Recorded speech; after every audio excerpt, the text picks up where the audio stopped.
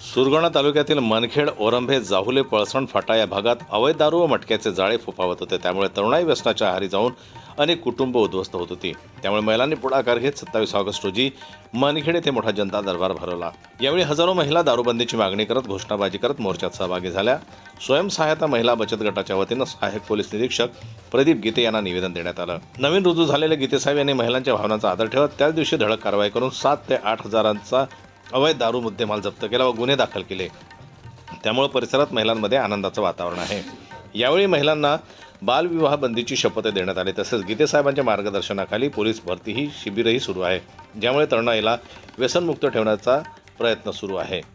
पहिल्या दिवशी झालेल्या धडक कारवाईमुळे आम्हाला योग्य न्याय मिळेल अशी आशा आहे, असं मत जयराम भोये, उपसरपंच मनखेड यांनी व्यक्त केलं. तर त्याचप्रमाणे दारू, मटका, गांजा किंवा अंमली पदार्थ विक्री करणाऱ्यांवर कठोर कारवाई केली जाईल, असे प्रदीप गीते सहाय्यक पोलीस निरीक्षक बारे यांनी सांगितलं. आमच्या आवाजाला याआधी कोणी प्रतिसाद दिला नाही, पण नवीन साहेब निश्चितच दारूबंदी करतील अशी अपेक्षा, अशी भावना भामा पाडवी महिला बचत गटाच्या यांनी व्यक्त केली आहे. जन्मतला न्यूज करता बारे येथून लक्ष्मण बागुल यांची रिपोर्ट.